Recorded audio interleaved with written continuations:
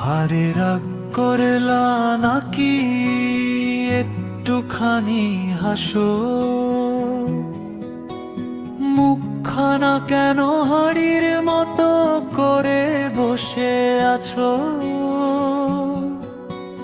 রাগ করলে তোমায় লাগে একদম পেতনির মতো,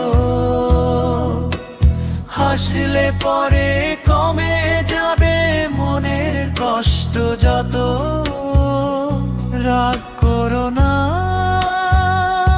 রাগ করো না, ওগো আমার সোনা। তুমি ছাড়া এই ভুবনে আমার কেউ তো নাই রে চেনা।